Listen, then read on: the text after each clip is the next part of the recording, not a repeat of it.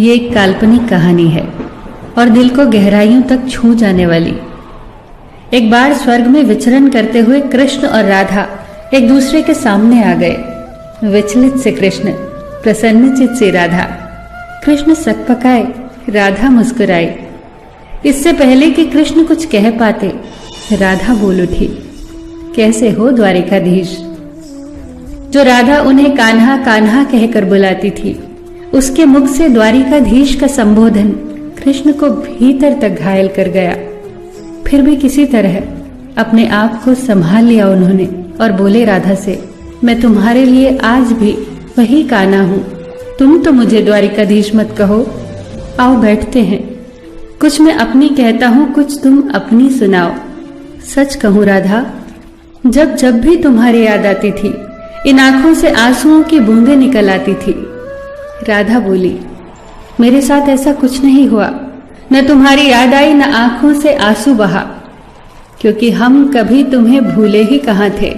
जो तुम याद आते, इन आंखों में तो सदा तुम ही थे। कहीं आंसुओं के साथ निकल न जाओ, इसलिए रोते भी नहीं थे। कान्हा, प्रेम से अलग होने पर तुमने क्या खोया, इसका एक आईना दिखाऊं तुम्हें। कुछ कड़वे सच प्रश्न सुन पाओ तो सुनाऊं। कभी सोचा है इस तरक्की में तुम कितने पिछड़ गए।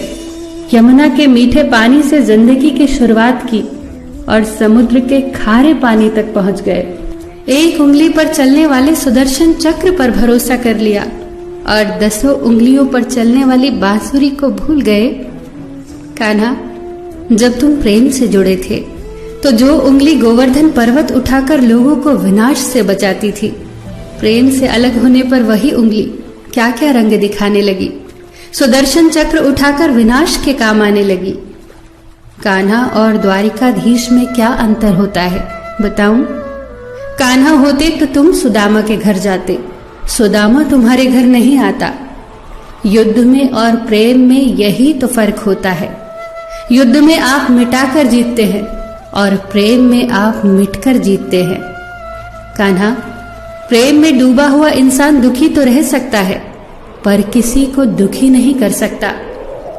आप तो कई कलाओं के स्वामी हो, स्वप्न दूरदृष्टा हो, गीता जैसे ग्रंथ के दाता हो, पर आपने ये क्या निर्णय लिया? आपने अपनी पूरी सेना कौरवों को सौंप दी और अपने आप को पांडवों के साथ कर लिया। सेना तो आपकी प्रजा थी, राजा तो पालक होता है, उसका रक्षक होता है। आप जैसे महाज्ञानी उस रथ को चला रहे थे जिस पर बैठा अर्जुन आपकी प्रजा को ही मार रहा था।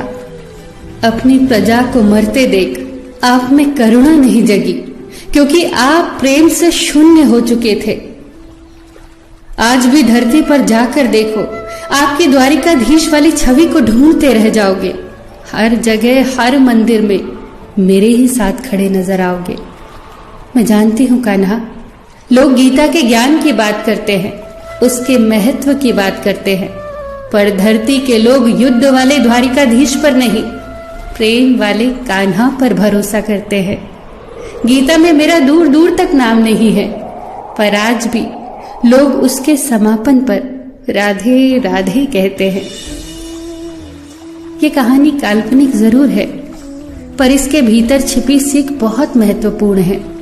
श्री कृष्ण के पास कभी किसी प्रश्न का उत्तर ना हो, ऐसा तो हो ही नहीं सकता, परंतु राधा द्वारा लगाए गए प्रश्न चिन्हों पर कान्हा मौन रहे।